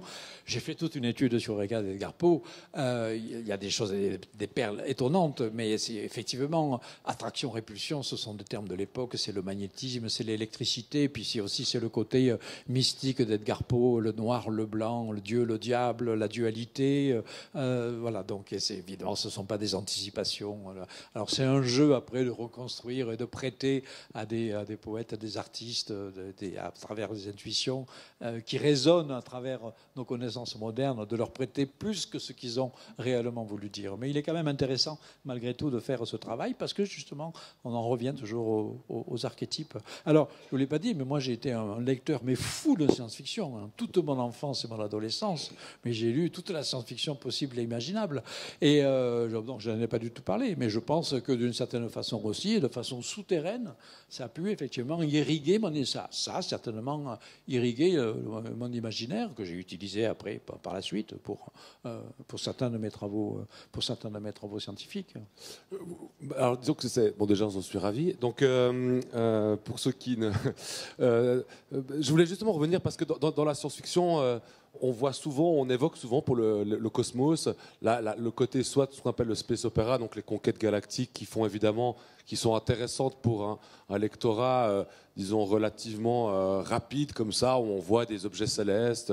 Rappelez-vous le film Le Trou Noir de Walt Disney, où on plonge dans le trou noir, ça permet des effets évidemment cinématographique et narratif intéressant. Et puis il y a une autre partie un peu plus discrète, telle de la science-fiction, qui vont utiliser les découvertes astronomiques ou bien certaines questions liées au développement de la cosmologie de manière un peu plus sombre, en tout cas un peu plus humaine. Je pense à un auteur, par exemple, qui est souvent assez connu à l'EPFL, mais pas forcément à l'extérieur, qui s'appelle Lovecraft, Howard Phillips Lovecraft, que tout le monde ne connaît pas. Pourtant, tout le monde voit à peu près la créature d'Alien qui a été faite par l'artiste suisse Hans Rudi Giger, qui en fait s'appelle le Necronomicon, et qui est le nom d'un livre fictif qui apparaît chez Lovecraft, dans lequel il imagine, pour ceux qui n'ont pas lu, des espèces de grosses créatures irreprésentables, sous terre, qui seraient des extraterrestres, d'une certaine manière, et qui dormiraient sous terre, et qui investiraient nos rêves pour nous faire avoir envie d'aller vers eux. Et plus on se rapproche de ces créatures-là, et plus on sombre dans la folie. Et donc on a souvent qualifié Lovecraft d'écrivain horrifique. Or, ce qu'il fait, c'est plutôt, et c'est là le rapport avec l'espace, il se rend compte qu'il y a un bond gigantesque qui est fait dans la dimension de l'espace entre la fin du 18e et début du 19e pour le grand public. On est passé d'un espace relativement modeste, disons, pour la plupart des gens, à un espace quasiment irreprésentable de nouveau, et donc pourvu d'un million, d'un milliard, des dizaines de milliards, enfin, vous voyez tous ces chiffres qui sont impossibles à énumérer, puisque je crois que j'avais fait un calcul dernièrement que 1,8 milliard, il faut 57 ans pour énumérer 1,8 milliard à un chiffre par seconde. Donc vous voyez, quand vous dites 20 milliards, vous dites bon. Et qui s'était dit, qu'est-ce que ça donne comme impact sur la vie humaine? C'est que d'un coup, on a accepté sans aucun problème, quasiment, tout le monde, vous, moi, nous, que l'univers était aussi grand. Et Lovecraft envoie une conséquence de l'absurdité. Il dit, à travers ces grands anciens, ces métaphores qui sont ces espèces d'extraterrestres, on a accepté quelque chose qui a fait que du jour au lendemain, notre vie n'a plus de sens. Et donc on devient fou. Il représente la folie et dit, comment ça se fait que vous, lecteurs, quand on vous a dit ces choses-là, on a fait disparaître Dieu, on a fait disparaître les anciennes valeurs, etc., ça vous a rien fait en fait. Vous l'avez accepté facilement. Et je m'interrogeais justement sur quelqu'un comme vous qui travaillez dans plusieurs dimensions, sur cette idée, on va dire, non pas morale, mais cette idée anthropologique qu'on va voir apparaître dans une certaine science-fiction de qualité. Comment est-ce que vous vous situez par rapport à ça? Est-ce que, et c'est là où il y a peut-être aussi ce lien avec la poésie, est-ce que finalement on peut dire si facilement, avec un modèle, l'univers a tant de milliards d'années, non, finalement ce que vous vivez, ce que nous vivons, et on l'entend parfois dans certains discours, c'est du matérialisme pur, il n'y a pas de réaction à avoir, c'est comme ça, et comme si on ne voulait pas densifier ces résultats pour voir les impacts qu'ils pouvaient avoir sur l'existence humaine. Donc c'est ces questions-là qui paraissent un peu compliquées, c'est quels sont les impacts que quelqu'un qui travaille à l'interface de plusieurs domaines peut amener dans sa propre discipline. Est-ce qu'on peut dire aujourd'hui impunément, comme vous l'avez montré dans une slide, voilà, on remonte le temps, on dit son problème, il y a un point d'interrogation, avant c'est une question de fusion entre la mécanique quantique et la relativité générale. Et quelles sont les conséquences de tout ça sur l'être humain qui a été raconté? C'est ces conséquences qui sont souvent racontées dans les textes de science-fiction ou dans les films parfois. Oui, alors donc, pour en revenir à la science-fiction, je vous ai dit que j'avais été un lecteur fou et assidu de la science-fiction. Et c'est effectivement pas du tout le space opéra, les grandes sagas galactiques qui me même si j'ai tout lu, Asimov, Van Vogt, tout cela, les grands classiques, mais c'est plutôt au contraire cette science-fiction plus sombre qui s'intéresse finalement. La science-fiction, c'est la condition de l'homme, toujours, mais placé dans un univers toujours plus étrange et toujours plus dérangeant. Alors, vous avez cité Lovecraft. En principe, Lovecraft, on le classe plutôt dans la littérature fantastique plutôt que science-fiction. Moi, j'ai lu l'intégralité de Lovecraft. Les légendes de Cthulhu, c'est fascinant, y compris après les suiveurs qui ont continué une fois que Lovecraft était mort. Alors, si on était dans le délire interprétatif, on pourrait dire que Lovecraft aurait anticipé les dimensions supplémentaires cachées de l'univers, puisqu'en fait, ces créatures épouvantables, en général, elles sont cachées, mais de temps en temps, à l'occasion de certaines anomalies spatio-temporelles, elles émergent subitement, et puis après, elles regagnent les autres dimensions cachées de l'univers. Donc, on peut effectivement faire ce délire d'interprétation, mais ce n'était pas du tout, effectivement, dans l'esprit de Lovecraft. Et donc, moi, parmi les auteurs de science-fiction qui m'ont le plus touché, j'en suis un qui est très connu, en fait, c'est Philippe K. Dick, parce que Philippe K. Dick, vraiment, ce qui l'intéresse, lui, c'est l'évolution de l'homme dans une société face à un univers qui devient toujours plus complexe et toujours quelque part plus hostile, en fait, à l'être humain. Et il y a beaucoup de textes qui ont été écrits, qui ont analysé l'œuvre de Philippe K. Dick. Et moi, c'est cette science-fiction qui m'a le plus touché et qui peut-être finalement m'a le plus influencé. Donc, vous voyez, c'est pas dans Philippe K. Dick, vous n'allez pas trouver une science-fiction technique où vous allez avoir des descriptions d'univers aux formes bizarres avec des chiffres de milliards d'années-lumière, etc. C'est vraiment le rapport de l'homme. Il a également fait des uchronies, la fameuse uchronie, le maître du haut-château, où il imagine, alors peut-être à partir effectivement de l'idée de la bifurcation des univers d'Everett en physique quantique, vous savez, voilà. Donc il y a une bifurcation de l'univers et vous aboutez sur un univers où l'histoire a légèrement changé, où ce sont les nazis qui ont gagné la guerre. Et donc il écrit une uchronie absolument fascinante qui s'appelle Le Maître du Haut-Château. Vous connaissez peut-être parce qu'il y a des séries télévisées qui ont été tirées de ça, mais le roman il est bien meilleur. Et donc ça pose des questions extraordinairement pertinentes sur ce que c'est l'espace, sur ce que c'est le temps, et sur ce que l'humain vient faire là-dedans, et sur la part de est-ce que c'est les probabilités, ou les choses, est-ce qu'elles sont inéluctables ou pas? Est-ce que toutes les possibilités sont réalisées? Donc ce sont des questions extraordinairement profondes. Et certains auteurs apportent des réponses sur lesquelles la science n'a pas grand-chose à dire pour l'instant. J'aimerais aussi faire une remarque très générale en disant que je trouve toujours extrêmement dommageable que des personnes se croient uniquement lettreuses, entre guillemets, que d'autres se croient uniquement scientifiques, ne lisent jamais un livre, un roman ou de la poésie, alors qu'en fait, lorsque l'on regarde les enfants, les petits-enfants, on a l'impression d'une multiplicité des talents, des dons, et je trouve très regrettable que souvent les gens s'orientent dans une seule des possibilités intellectuelles qui leur sont offertes dès le début de leur vie. Merci beaucoup d'avoir lancé par la table ronde la discussion.